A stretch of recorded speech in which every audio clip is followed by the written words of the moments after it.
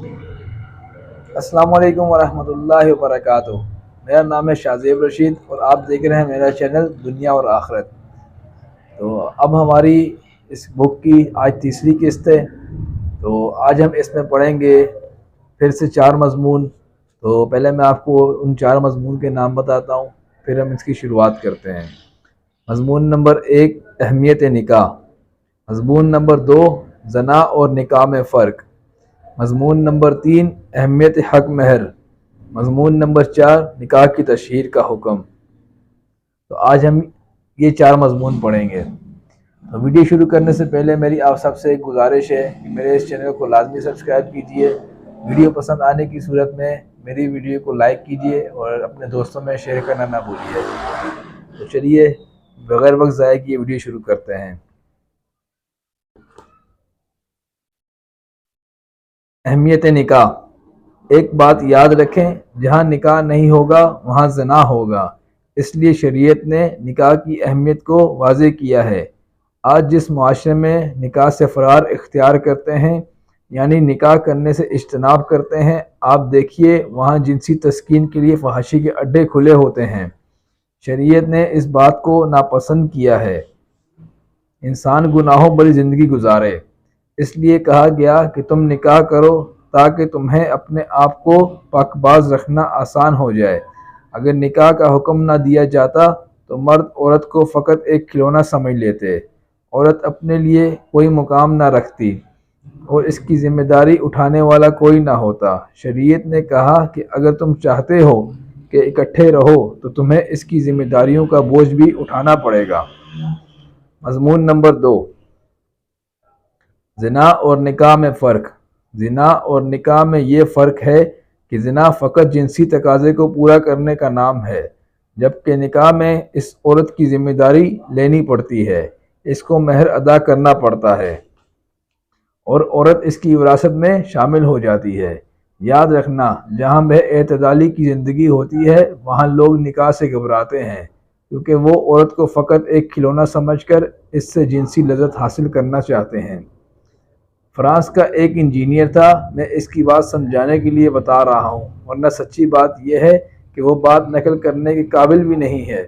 وہ کسی جگہ ایک فیکٹری کی معائنے کے لیے آیا، وہاں کے انجینئر لوگ اس سے مذاق کرتے تھے کہ تو 1 مہینے کے لیے آیا ہے، جب تو واپس جائے گا تو معلوم نہیں کہ تیری بیوی تیرے پاس ہوگی یا نہیں۔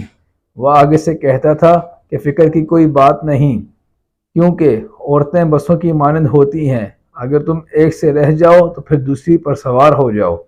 استغفر اللہ، جس معاشرے میں پڑھے لکھے حضرات کا یہ حال ہو وہاں عورت کا کیا مقام ہوگا، اور یورپ کی عورت نے اپنا مقام خود گرایا ہے۔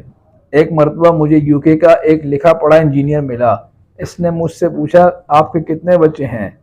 میں نے اسے بتایا، پھر میں نے اس سے پوچھا کہ آپ کے کتنے بچے ہیں؟ وہ جواب میں کہنے لگا میں ابھی کنوارا ہوں۔ میں نے کہا آپ کی عمر تو زیادہ لگتی ہے۔ وہ کہنے لگا ہاں، اس وقت میری عمر 52 سال ہے۔ میں نے اس سے کہا کہ تم انجینئر بھی ہو اور اتنی عمر بھی ہو چکی ہے تو تم نکاح کیوں نہیں کر لیتے؟ اس نے جواب دیا جب تمہیں بازار سے دودھ مل جاتا ہے تو پھر تمہیں گھر میں گائے پالنے کی ضرورت نہیں ہے۔ اندازہ کریں کہ وہ کیسا بے شرمی اور بے حیائی کا معاشرہ ہوگا جہاں پڑھے لکھے لوگ ایسا ذہن رکھتے ہوں۔ اسلام نے اس بے حیائی کی پرزور مخالفت کی ہے اور اس کے مقابلے میں شرم و حیا والی زندگی اپنانے کی تعلیم دی ہے۔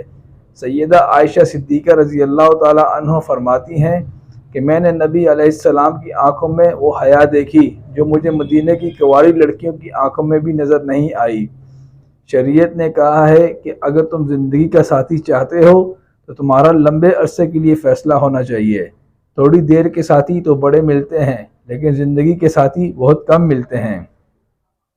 مضمون نمبر 3 اہمیت حق مہر۔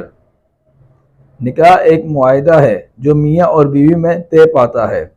اس معاہدے میں اگر عورت اپنی طرف سے شرائط رکھنا چاہے تو شرع شریف نے اس کو گنجائش دی ہے۔ مثال کے طور پر وہ کہے کہ مجھے اچھے مکان کی ضرورت ہے، مجھے مہینے کے اتنے خرچ کی ضرورت ہے۔ وہ کہے کہ میں نکاح تب کروں گی اگر طلاق کا حق مجھے دیا جائے۔ شریعت نے اس کو اجازت دی ہے۔ کہ وہ نکاح سے پہلے اپنی شرائط منوا سکتی ہے، لیکن جب نکاح ہو گیا اور طلاق کا حق مرد کے پاس ہے یا مرد اپنی مرضی سے خرچہ دیتا ہے تو اللہ کی بندی اب رونے کا کیا فائدہ۔ شرع شریف نے نکاح کو ایک معاہدہ کہا، جبکہ ہمیں اس کی اہمیت کا پتہ ہی نہیں ہوتا۔ آج کل لڑکی والے اپنی سادگی میں مارے جاتے ہیں۔ حق مہر لکھنے کا وقت آیا تو کسی نے کہا 500 روپے، کسی نے کہا 50 کافی ہیں۔ او خدا کے بندو، 50 کافی نہیں، کیونکہ یہ ایک بچی کی زندگی کا معاملہ ہے۔ اسے عیب نہ سمجھو۔ اگر تم سمجھتے ہو کہ کوئی بات نکاح سے پہلے طے کر لینا بہتر ہے تو شریعت نے تمہیں اس کی اجازت دی ہے۔ لڑکے والوں کی یہی چاہت ہوتی ہے کہ لڑکی والے حق مہر نہ ہی لکھوائیں تو بہتر ہے۔ کیوں؟ ذمہ داری جو ہوتی ہے، سنیے اور دل کے کانوں سے سنیے کہ حق مہر کے معاملے میں 3 سنتیں ہیں۔ آدمی کو اپنی حیثیت کے مطابق ان تینوں میں سے کسی ایک سنت پر عمل کر لینا چاہیے۔ نمبر 1، مہر فاطمی یعنی سیدہ فاطمہ الزہرا رضی اللہ تعالی عنہ کا حق مہر، یا پھر سیدہ عائشہ صدیقہ رضی اللہ تعالی عنہ کا جو حق مہر نبی اکرم نے ادا فرمایا، اس کو باندھ لیے جائے تو یہ بھی سنت ہے۔ نمبر 2، مہر مثل، لڑکی کے قریبی رشتہ داروں میں عام طور پر لڑکیوں کا جو مہر رکھا جاتا ہے اس کو کہا جاتا ہے، ان کے برابر اس کا مہر باندھنا بھی سنت ہے۔ نمبر 3، لڑکی کی دانش مندی، نیکی اور شرافت کو سامنے رکھتے ہوئے اس کے نکاح کا مہر باندھا جائے، یہ بھی سنت ہے۔ شریعت نے 3 آپشن دیے ہیں، ان میں سے کسی ایک کو پسند کر لے، اسے سنت کا ثواب ملے گا۔ نکاح کے وقت حق مہر مقرر کرتے ہوئے کہتے ہیں کہ مہر معجل ہوگا یا معجل۔ عجلت کا لفظ آپ نے پڑھا ہوگا، عجلت کا مطلب ہے جلدی، تو معجل کا مطلب ہے جلدی ادا کرنا۔ گویا میاں بیوی کے اکٹھے ہونے سے پہلے مہر معجل ادا کرنا ضروری ہے۔ خاوند نہیں ادا کرے گا تو گنہگار ہوگا۔ مہر کی دوسری قسم معجل ہے، اس کا مطلب ہے اندر طلب، یعنی جب بیوی اس کو طلب کرے وہ خاوند سے لے سکتی ہے۔ خاوند کو زیب نہیں دیتا کہ حق مہر معاف کروانے کے لیے بیوی پر دباؤ ڈالے۔ ہاں، اگر کوئی بیوی حق مہر کی رقم واپس لوٹا دے تو قرآن کی روح سے اس رقم میں برکت ہوگی۔ حضرت علی ایسی رقم سے شہد خریدتے اور پانی میں ملا کر مریضوں کو پلاتے تھے۔ مضمون نمبر 4، نکاح کی تشہیر کا حکم۔ جب نکاح ہو تو نبی علیہ السلام نے فرمایا، ترجمہ، تم نکاح کی آپس میں خوب تشہیر کرو تاکہ لوگوں کو پتہ چل جائے کہ آج سے فلاں لڑکا اور فلاں لڑکی میاں بیوی بن کر گزاریں گے۔ چھپ کر نکاح کرنے سے منع کر دیا۔ اس کا فائدہ یہ کہ دولت والے، مال والے بعض اوقات اپنی خواہشات پوری کرنے کے لیے چپکے کھیل کھیلتے ہیں۔ شریعت نے اس کو منع فرما دیا کہ نکاح جب کرو تو اس کو سب پر ظاہر کرو، جیسے کچھ لوگوں کے ہاں متع ہوتا ہے۔ انہوں نے زنا کا دوسرا نام متعہ رکھ دیا ہے۔ جہاں انسان نکاح کو چھپائے گا، سمجھ لینا کہ وہاں کوئی نہ کوئی گڑبڑ ضرور ہے۔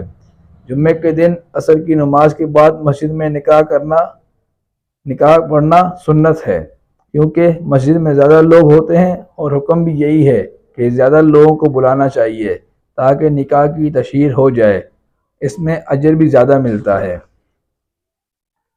تو ہمارے آج کے 4 مضمون یہاں ختم ہوتے ہیں۔ نیکسٹ ویڈیو تک کے لیے اجازت دیجیے۔ میری یہ ویڈیو اگر آپ کو پسند آئی ہو تو اس ویڈیو کو لائک، شیئر اور میرے چینل کو سبسکرائب کرنا نہ بھولیے۔ نیکسٹ ویڈیو تک کے لیے اجازت دیجیے۔ اللہ حافظ۔